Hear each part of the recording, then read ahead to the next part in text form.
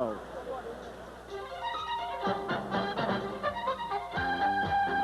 Hamsho, the first time I fought you, I ripped you apart. Uppercut scores by Marvin Hagler, and another right hand to the face, and the eyes continue to bleed as Mustafa Hamsho. I just want to show to the people like how tough I am. It never hurt me. Don't look there, look at me! If you want me to stop, I won't stop. You want me to stop it? Well, the goddamn it for where? And another right hand, and yet another. Combinations of punches by the champion. Tries to go downstairs, comes back, a right hand snap. I never liked the guy before, and I still don't like him. By him learning how to speak English better, he's only putting his foot in his mouth. Because the more he talks, the more I'm willing to give him a smack. Last fight, Hagler, he don't beat me. I beat myself, you know. Because when I fought him first time, I fought Hagler's fight. This time it's going to be different. Hamsho is against the ropes, takes another right hand, and an uppercut. Hamsho's corner is up, and Marvin Hagler is retained as undisputed middleweight championship of the world. And now, after 3 long years, the rematch.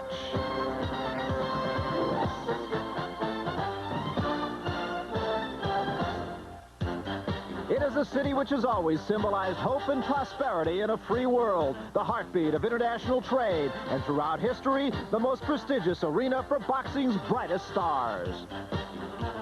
That tradition continues as live from Madison Square Garden in New York City, HBO Sports presents World Championship Boxing. And now the main event, the undisputed middleweight champion of the world, Marvelous Marvin Hagler, takes on #1 contender Mustafa Hamsho in a scheduled 15-round title fight. The excitement beginning to build as this historic landmark of boxing's illustrious past counts down the minutes to yet another championship fight.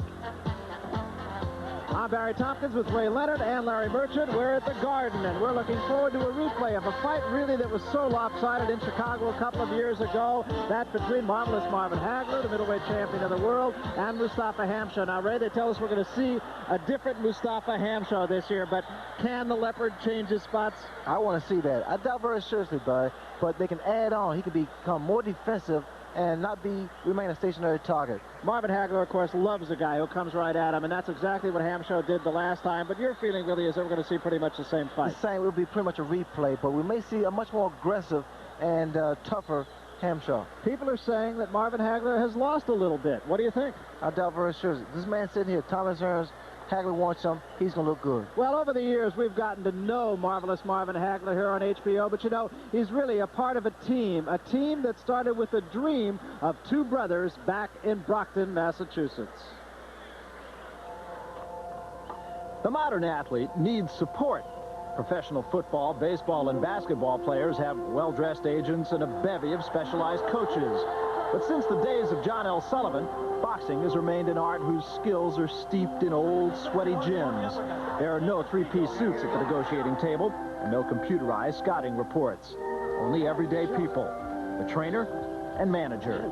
Through years of loyalty and dedication, they dream of molding a champion. Brothers Pat and Goody Petronelli grew up in Brockton, Massachusetts. In the early 60s, after serving in the military, they decided to turn a love for boxing into their livelihood. They had hoped another native of Brockton would join them. Brother Pat and I are going to open up a gym in Brockton. I said, go in construction, open up a gym. He says, how about me going in with you? I said, man, I said, love that. That'd be great, Rocky. And we had a lot of beautiful ideas about running this huge gymnasium in Brockton called the Marciano Gym. Well, then, as you know the story, he got in that accident, he got killed.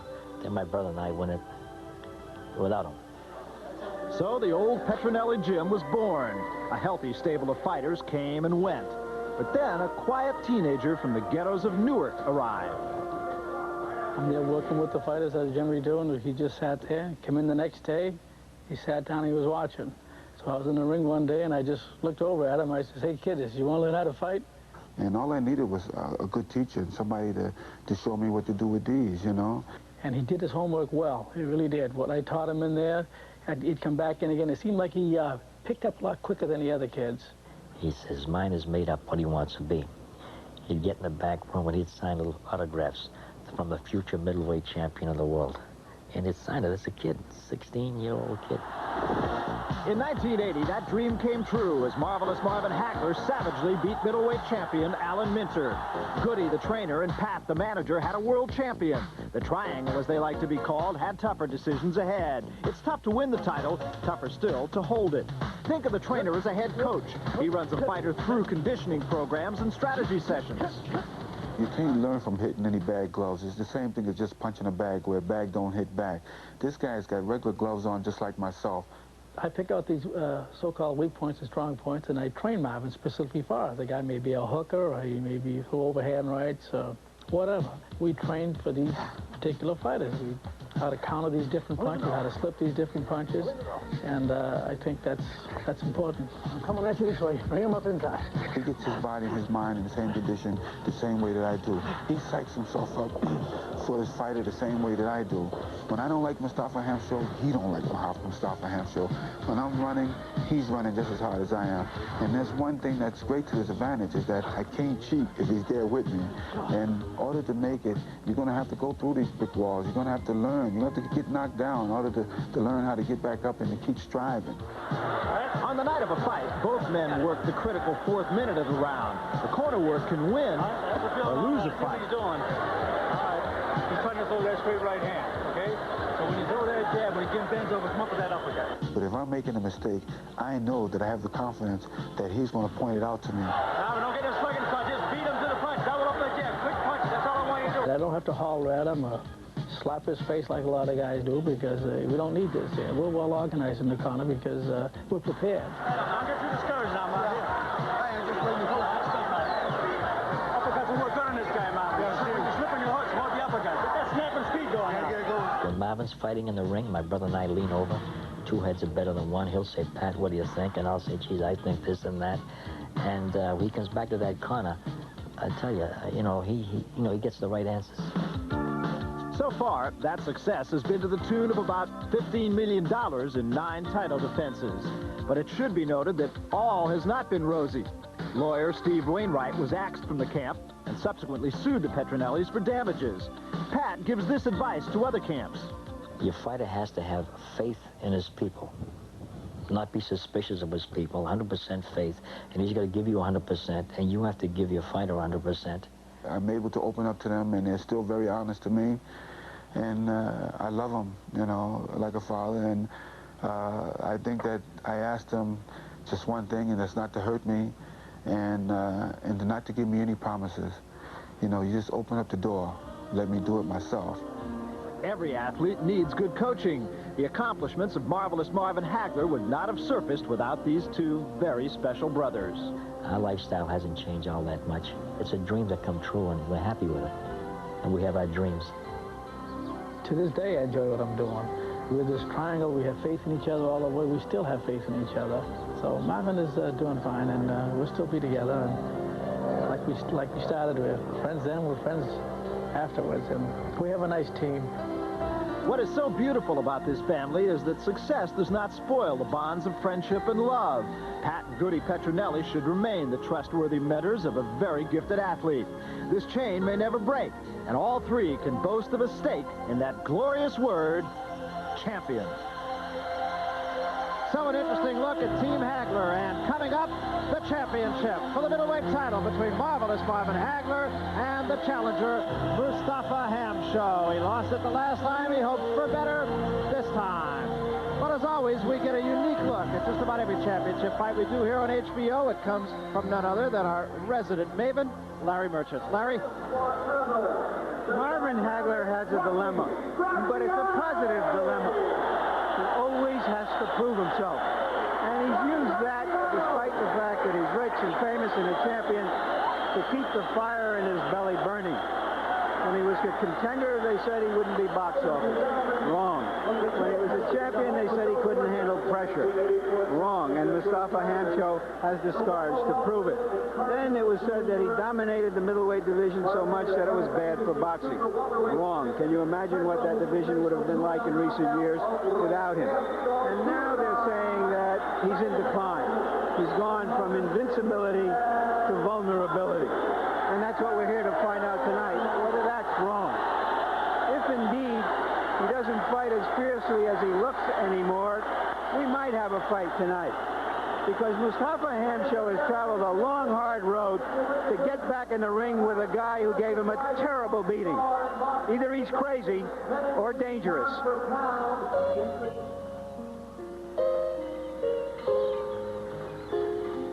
Only in America could such a dream come true. 10 years ago, Mustafa Hamsho made his way to the United States with only one thing in mind: to be champion of the world. He left his home in Latika, Syria, and worked on a Greek cargo ship at this dock in Brooklyn, New York. One day, with only $20 in his pocket and unable to speak a word of English, he left the ship and never returned. First few months I get lost, you know. The big city like that, I come from small town to be up to New York is a very big step for me. He soon found his way to Atlantic Avenue in Brooklyn, to an area rich in Arabic flavor. I do work every day from here to Atlantic Avenue. I met a lot of guys. I met Sammy, he's my best friend now. I call him cousin. Sammy turned out to be much more than Mustafa's first true friend in America. It was he who steered Mustafa to the Gramercy Park gym to pursue his boxing career. This was where he met Patty Flood, a robust character who had spent a lifetime in boxing, hoping one day to develop his own champion. Like father and son, the two bonded together almost as one. I tell you, like a family. Me and him was like a family. I go eat in his house. I call his wife mother. I call his daughter sister, you know. Like we was like really family, me and him. Like father and son, or two brothers, or older brother. The two spent so much time together that sometimes Mustafa's love for the old country would almost drive Patty crazy. Every time we go in the car, I just put my music tape, and I start singing Arabic. So he said, hey, he start calling off, cursing me, and he said, stop the car when I work. So I want to joke with him. I put the music on, and I put it loud, you know, he go crazy. In 1981, after 6 years together, Patty and Mustafa were on the verge of reaching their long-shared goal, a shot at the championship of the world.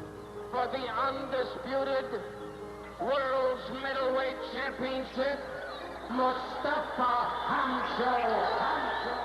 His opponent, the undisputed middleweight champion of the world, Marvin Hagler.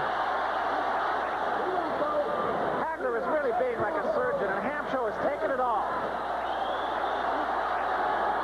And Hamsho still does not appear to be hurt. He has taken an awful lot of punishment from the champion. No, don't stop it. Then you go and knock him out this round, and I'm going to stop it. Very, very damaging round. Hamsho's corner is up, and they're saying, that's it, that's all. Braverman is saying, stop it. The referee does so. The fight is over, and Marvin Hagler has retained his undisputed middleweight championship of the world. Mustafa may have lost the fight in the ring, but in his heart was more than a winner. Although Hagler left Hamsho in need of 55 stitches, the proud Syrian never took a step backward.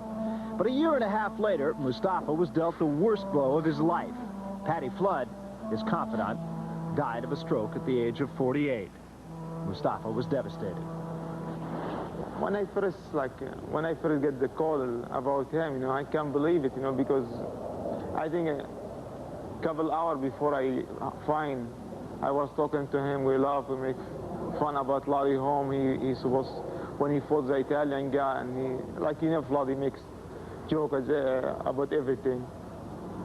So I wasn't in my house, and his wife, she called me, you know. My legs give up, and I go to the hospital. I don't want to remember the way I saw him, you know. 4 months later, Mustafa beat Wilfred Benitez with Patty's initials inscribed on his trunks. He had returned to boxing not only for a dream that began on a Greek ship years ago, but in memory of his dearest friend, Patty Flood. Sure, I wish, but it's a dream between me and him, both of us, to be there when I win the championship. Because when I fought him first time, I fought hard as fighting. This time it's going to be different, and Patty will be in my corner till I quit, I think, till I'll be retired from boxing. You can't believe 10 years ago I was painted and clean the sheep, and today where I am, you know. Living in America is great, you know. For Mustafa Hamsho, America's the only place where such a dream could come true. A young Syrian's quest, which began years ago on this very dock, may finally become reality. A reality that lies just a few miles away. And here is that reality as Mustafa Hamsho makes his way out of his dressing room and toward the ring here at Madison Square Garden. This crowd at the Garden, really a vintage kind of crowd. They react positively, negatively. They love it if you do a good job, if you put on a good performance, as did both the combatants in the fight that you saw a few moments ago, Sean Mannion and the new champion, Mike McCallum. And they hate it if you dog it. Well, this man, you know, is not going to dog it. Last time he said simply, Hagler didn't beat me, I beat myself. He said, I wanted to show the people how tough I was, and he cut me up. We've talked on numerous occasions now about, are we going to see a different Mustafa Hamsho? General consensus of opinion is no, unless, of course, you ask the people who are closest to him. They said he held his head too high last time. Now he's burying his head more. He's bobbing more. He's weaving more. He'll throw more hooks. He never did that before. Well, here he comes, draped in the Syrian flag, into the ring.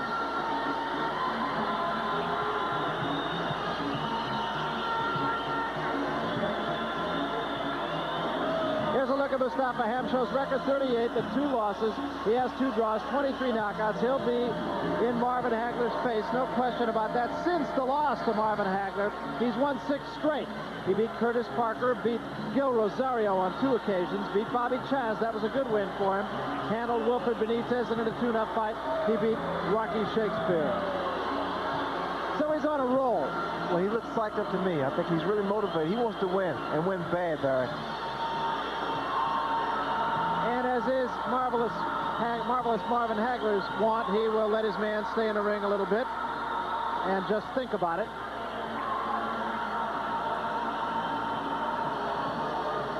Larry, what do you think about his victories over Chaz and Benitez? Is it a new fighter that we're seeing? It's hard to say. He just overpowered those fighters. The way he overpowered Benitez shocked a lot of people. And it indicated that he is the worthy #1 contender. A lot of guys lose a fight. They want to come back 6 months, 8 months later and fight the guy. But this guy did it the hard way. He went out there. He fought for 3 years. He's a real professional. You have to admire that in him. He's fighting for the biggest purse of his life tonight, $450,000. And he's using just about everything he can to get himself inspired. He's got the flag of his country. He's wearing a robe made by the wife of the late Patty Flood, who was his manager.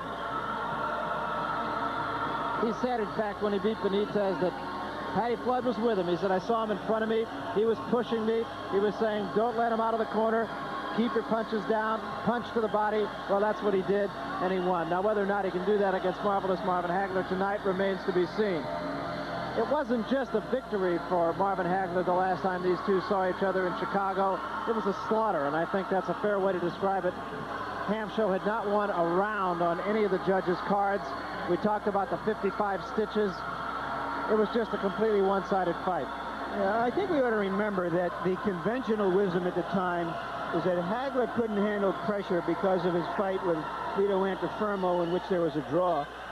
And he was advised to go straight at Hagler. Now, perhaps he won't be that reckless and that foolish as much tonight, but it remains to be seen if he has any other weapons, if he doesn't have to fight the best way he can, and what got him here, which is that kind of pressure or tactics. And marvelous Marvin Hagler comes under the HBO Sports banner and makes his way toward the ring.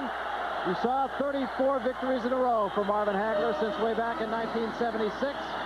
Give you a couple of names that will be trivia questions at some point in time. Boogaloo Watts and Willie the Worm Monroe. Those were the only 2 people to beat Marvin Hagler. A couple of tough Philadelphia guys in Philadelphia. And later, Marvin Hagler reversed those decisions with knockouts. And they came within 2 months of one another. Boogaloo Watts winning in January, and then Willie Monroe winning in March. Since that time, he's unscathed.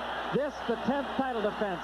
There are the numbers on marvelous Marvin Hagler. 49 knockouts, even though he doesn't really consider himself a knockout puncher. Right now, we'll look at the tail of the tape and see how these two match up against one another, as Hagler, one thing, always comes into the ring very warm. That's something that Sugar Ray Leonard has talked about on numerous occasions here. Here's a look at how they match up, and they match up remarkably comparably. Statistically. And that, of course, may be the key point of this entire evening.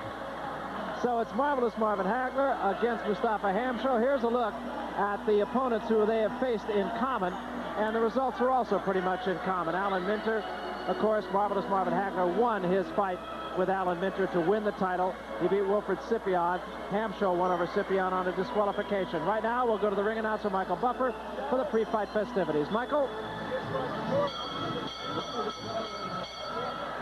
Ladies and gentlemen, will everyone please rise for the Syrian national anthem. Please rise.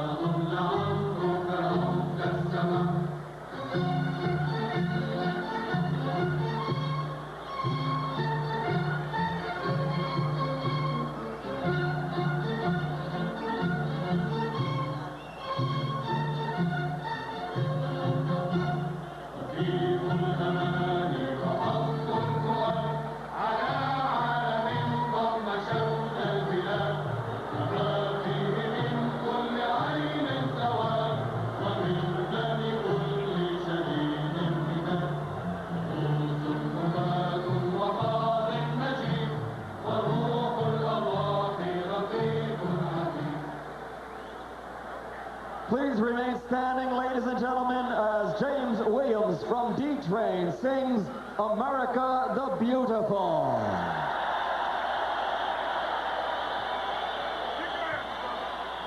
Oh, beautiful, for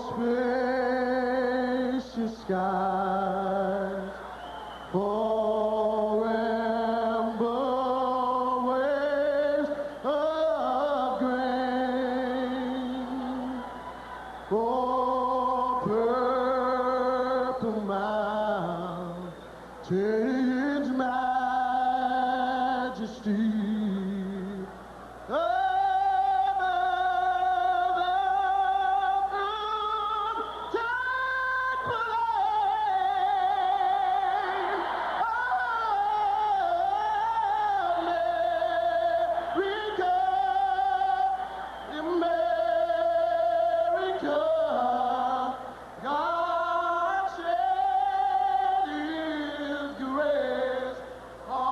On the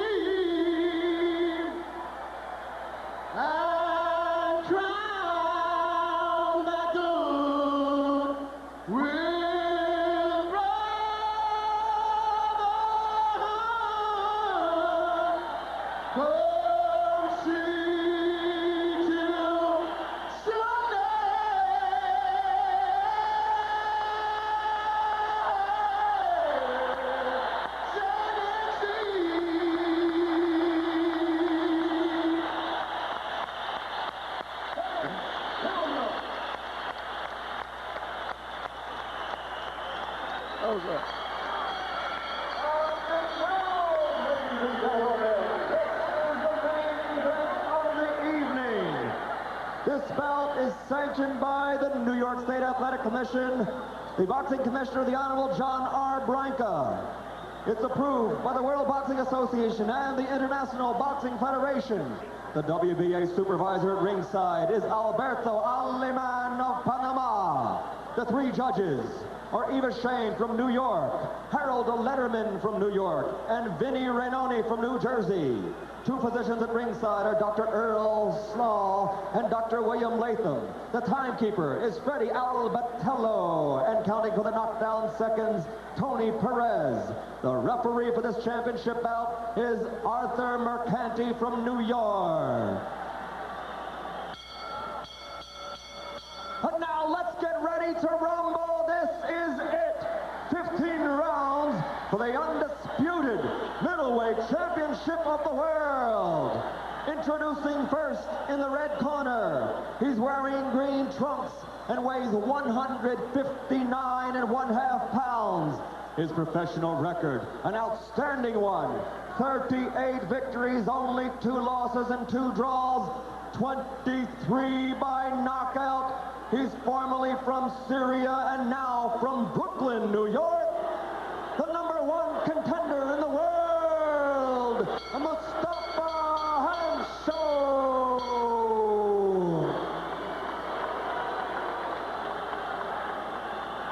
And now, ladies and gentlemen, in the blue corner, wearing blue trunks at 159.5 pounds, his record, 59 victories, only 2 losses and 2 draws, 49 by knockout from Brockton, Massachusetts, the undisputed middleweight champion of the world, Marvelous Marvin Hagler.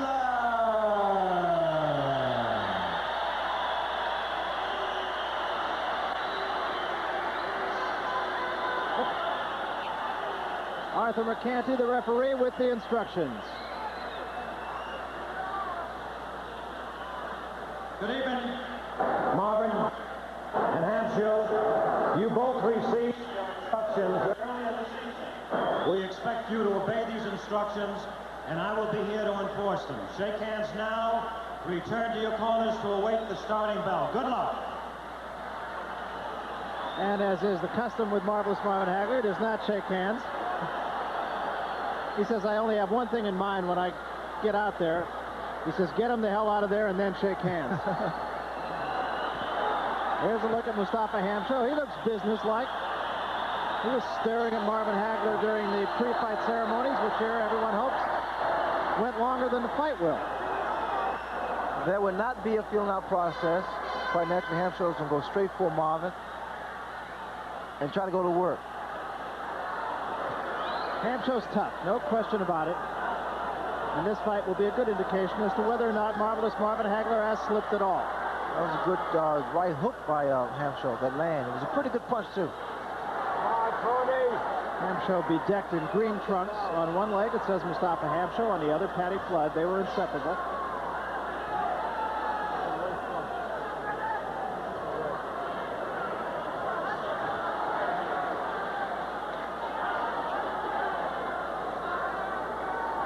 I mentioned earlier that Marvelous Marvin Hagler in that first fight did not lose a round.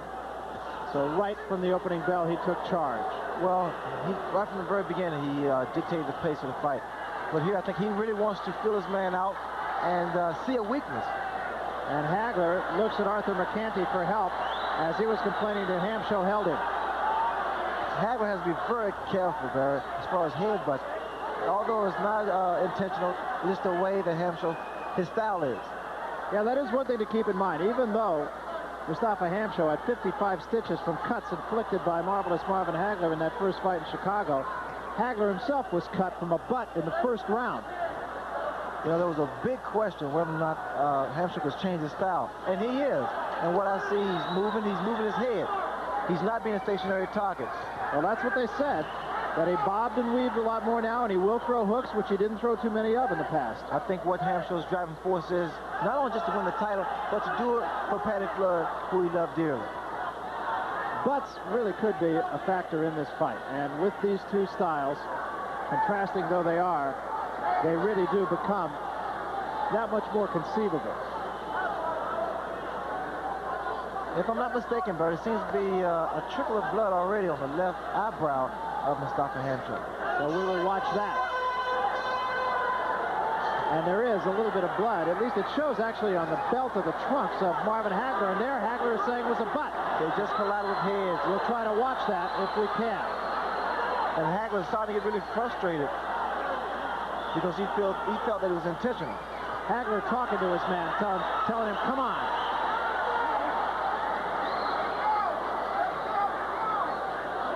And there is blood. It appears to be above the left eye. Right in about the brow, alongside the bridge of the nose. That was a beautiful right hook once again by Hamsho. And Hagler covers up. Watch the head.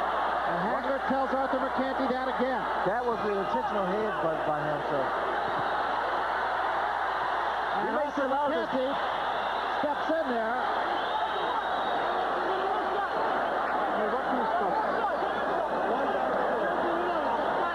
We know that Hamsho already has a cut over his brow. This fight could come down to a question of how much blood the referee, Arthur Mercanti, could stand. I actually gave that round to Hamsho. He was more deliberate than we've seen in the past. He showed more movement. Here he comes in, and there you see the butt in which he's led with his head. And Hagler was very upset. There it is. He led with his head. He did not cut Hagler. He is being more deliberate. And Hagler's anger got the best of him in that round. He seemed frustrated. He seemed a little bit surprised by the way Hamsho fought him. Round two. A lot of fireworks in that first round. You may see a lot more movement from Marvin. Well, you say, put it this way, you should. Have to stay on his toes and give this man a lot of lateral movement. Keep him in the center of the ring and not let Hamsho get him against the ropes nor the corner. Hamsho cut above the brow, on the brow actually, over the left eye. So we will keep an eye on that. Look at Hamsho move his head. Now that definitely is a big change in Mustafa Hamsho. He is giving Hagler a lot of more movement from the head. He's not a stationary target anymore. And Hagler going with the jab and a quick right hand behind that left jab. Very quick combination by Hagler. So what you see, Barry, they have not changed the style of Mustafa. Just added on. Going side to side a little bit more, bobbing, weaving. 1 minute into the second round.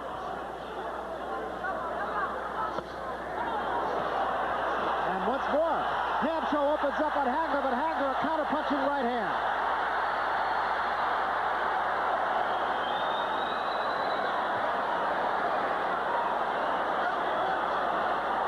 What also may be affecting this fight, Mustafa Hamsho had to pull off a little more than half a pound, and it may take his toll. Pretty nasty bleeding right now from that cut over the eye, and it is in a place where it could really affect him. The blood coming down alongside the bridge of the nose, it not yet is getting in Hamsho's eye, but it is that type of cut, and it could really be a factor in this fight.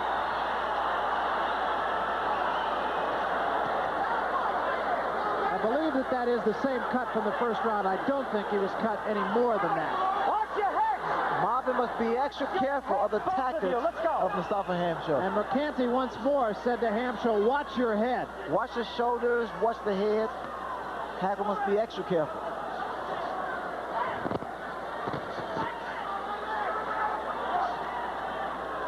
Remember the fight with Vito Antifermo? There was a butt in the first round that opened up a big cut on Marvelous Marvin Hagler. There was a butt in the first round of this fight, too. It did not open a cut. The only blood right now showing from the left eye of Mustafa Hamsho. That's a good right hand by Hamsho. Mustafa Hamsho uses his shoulders very well. He has that chin underneath his shoulders. Has very broad shoulders. In between rounds, we will look into the corner of Mustafa Hamsho, and we will try to check on that cut. Hamsho took a good right hand that stopped him in his tracks.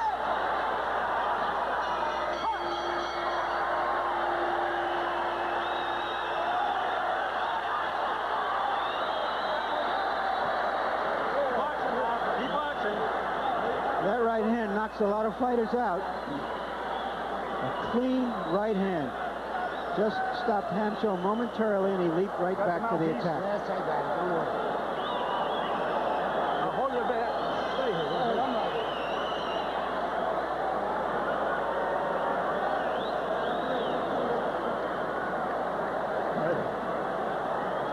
Question is whether Hamsho can fight effectively in this style. He obviously is not getting hit as much as he was in the first fight. And there's that right hand. A clean punch.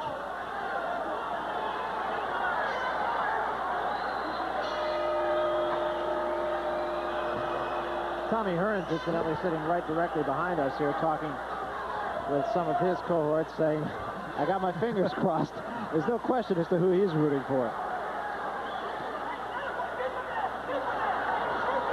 This is the third round. Hamsho fighting with his elbows and his head. And that was just out and out a butt. Hagler can't lose his composure, Barry. He must stay relaxed, stay calm. I think this is what Hamsho wants Hagler to do. Just get upset. Just run in.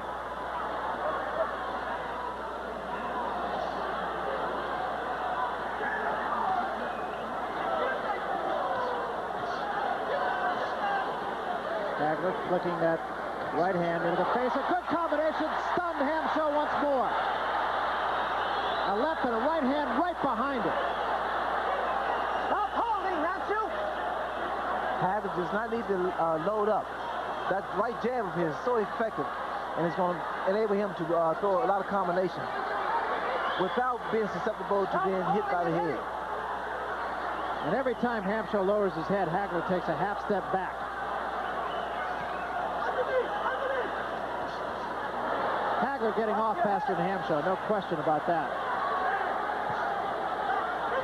And another good combination, and Hamsho is down. Beautiful combination.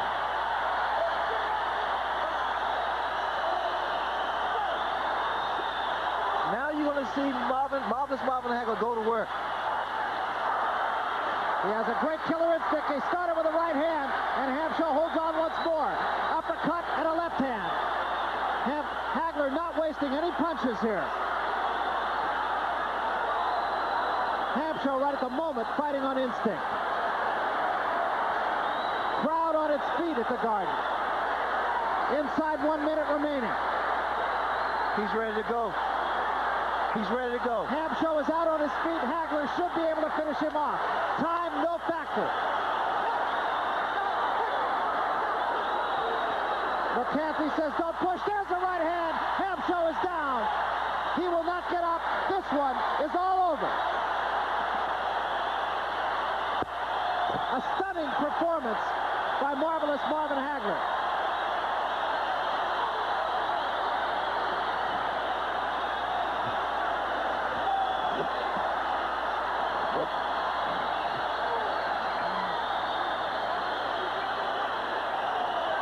Well, that's going to make people sit up and take notice, I think, Ray. Oh, for sure. I think Hagler just did a great job in doing away with Mustafa Hamsho. He was very sharp. I think the last time these two fought, we had said that that was as good a performance as we'd seen of Marvin Hagler. However, at that time, Hamsho's style was made to order for Hagler. Tonight, Hamsho tried to do something a little bit different. And I'll bet here that marvelous Marvin Hagler didn't miss but 10 punches in this fight. Well, the right hook was what did the damage. In fact, he sent Hamsho to the canvas, and he took his time. I was impressed with the fact Hagler took his time. And here, Hamsho is just on Queer Street. His legs are not steady, and just Hagler put a barrage of punches together and put Hamsho down for good. And didn't miss any punches, and that really is the key. His punches were very accurate, Barry. He just took his time, and he was very frustrated and angry at first. That right hook there was the final punch and the end of the fight.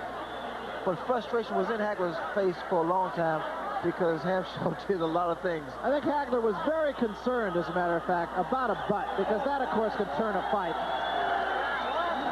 And Hagler looking down at Tommy Hearns, who sits behind us here. Pat Petronelli pointing to Hearns. Hearns got to be a happy man. He wants to be pointed to at this point. This is what the public wants. This is a natural fight, a big fight. It's a happening. It's an event.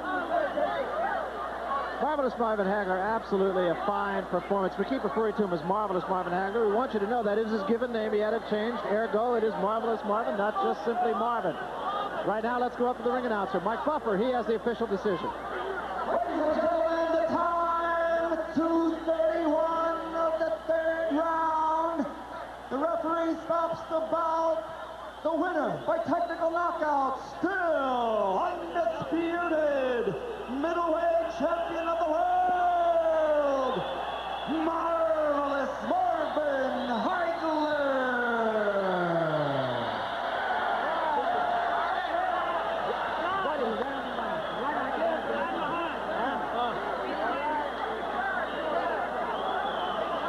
So you heard it, and it was tremendously an impressive performance. And Larry Merchant trying to get in position to talk with the winner, Marvelous Marvin Hagler. And let's go to Larry Merchant right now. Marvin, it looks like you came into this fight really angry for the first time in some time. Yeah, that was true. But first of all, I want to say happy birthday to my grandmother, Bessie Hagler, and also to all my sparring partners who helped me to get in tip-top shape for this fight. Everything was on the money tonight. I knew it was a matter of time. Coming back, I put on more weight. You know, like I was blue light with the last time. But this time I had the punching power. Oh yeah, getting better. Give me Tommy Hearns. What happened when he butted you, Marvin? Excuse me? What happened when he butted you? Well, you see him very dirty. It's very obvious. I see then there was no referee out there in this ring. So you want to play dirty? I'll play dirty. You seemed even almost wild in your anxiety to hurt him. Well, I stopped it, though. I cut it down and started putting things together, and I realized, let him off a little bit. He's got to leave an opening. Let him get the crazy. Let him be a crazy one. Wasn't he trying not to come in a straight line at you as he did in the first fight? He tried to be a little cute. More bobbing and weaving, but he can't whoop Marvelous Marvin Hagler. That's it. Nobody can whoop me. I'm the best. They won't give me the credit, not even you. But I'm the best. I'm waiting one day to hear you say that I am the greatest. I'm waiting. We're going to take a look at the second knockdown, Marvin. Describe it for us. Well, I was a little wild, like you said. I had to settle down and try to put the combinations together. Nice. Nice uppercut. Didn't just matter of just putting it to punches. I had so much more combinations, and we was planning on using. Here it comes again. This is one of the punches that I worked on in training camp here, because he drops his right hand there a little bit. And like I said, he's got a big heart. He's courageous. He came to fight, but he can't whoop no Marvelous Marvin Hagler. Did you want to put a show on here in your debut at Madison Square Garden? My debut right here at Madison Square. This is the highlight of my career, and I'm glad that I've done it right here at Madison Square Garden. I'm glad that what had happened was by me being exposed to the rest of the world and come here. New York was ready for me. They were ready. It's a good birthday present. Also, today is my manager, Goodies, and Pat Petronelli's birthday also. And also my grandmother, Bessie Hagler. What's the next fight? Well, we don't know. We're taking one step at a time. But you know who we want. You know who the public want. You can ask them. I'm going to tell you, he better come and get me before I decide that I don't want him. Because money's not everything, and that's what I'm trying to say. I want to show my championship skill out here and show the people that I am a true champion. I hold all 3 belts, and I love to see all the championships be united. Thanks so much, Marvin Hagler. I'll be back with a final comment in a moment, but now back to Barry and Ray.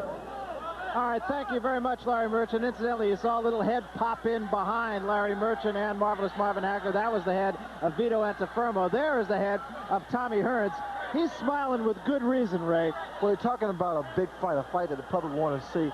It's Thomas Hearns and Marvelous Marvin Hagler, Barry. I mean, that's a natural fight. It's a big fight.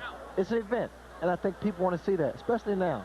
They say, of course, that styles make fights. I think styles made this fight. It particularly made it, of course, for the winner, Marvelous Marvin Hagler. What will it do against Tommy Hearns? Well, I tell you, it's going to be a strategic fight from both fighters, and the fact that Marvin now is so strong, and Tommy, he's developed into a middleweight, so it's an interesting matchup. Well, a very, very impressive victory, I think it's fair to say, for Marvelous Marvin Hagler. We've seen him be sharp in the past. I don't believe we've ever seen him be as sharp as he was tonight. For some final words then, let's go back out to the ring and Larry Merchant. After seeing this fight tonight, I'm convinced that if Custer got a rematch of Little Bighorn, he'd have lost again. History is destiny, and there's just no way that Mustafa Hamsho has enough guns to beat a skilled, fierce, Marvelous Marvin Hagler. Just a moment to tell you about the negotiations going on. According to promoter Bob Arum, they are close to making a fight between Marvelous Marvin Hagler and Tommy Hearns. He says that the two fighters will share $10 million. The question is how they will share it. And once fighters start talking about money, you can expect that they will come to an agreement soon for a fight, probably next March. Barry? Thank you, Larry, and it should be a tremendous fight. There's no question about that. You know, there's an interesting thing, too, in the way Marvelous Marvin Hagler handled himself tonight, too. We have talked about this on numerous occasions, Ray, but Marvin has sort of tried to reach out for success and pull success to him, and in the past, for some reason, he hasn't really been noted as being the great middleweight champion. Tonight, I didn't notice he was doing that, and I think people are starting to recognize him for his abilities in the boxing ring. Well, I think what has been bothering Marvin for a long time is the fact that he wants the big recognition that I guess I've received and now Hearns has received. And in order to get that, I think a fight against those two will bring it out. Well, Marvelous Marvin Hagler said a little bit earlier, he said New York was ready for Marvelous Marvin Hagler. Well, I think Marvelous Marvin Hagler was ready tonight for New York. It was a great victory for him. Third-round knockout over a gutsy Mustafa Hamsho. Be sure to join us for our next presentation of World Championship Boxing as the heavyweight champion of the world, Larry Holmes, defends his crown against James Bone Crusher Smith. That'll be live on Friday night, November 9th, right here on HBO. So, for Larry Merchant, Sugar Ray Leonard, I'm Barry Tompkins saying so long from Madison Square Garden in New York City. The executive producer is Tim Brain. The show was produced by Ross Greenberg and directed by Mark Payton. The associate producers were Rick Bernstein and Linda Jackson Christian. And the associate director, Peter DePaula. The assistant to the producer, Michael J. Whalen. And the production manager, John McCallie.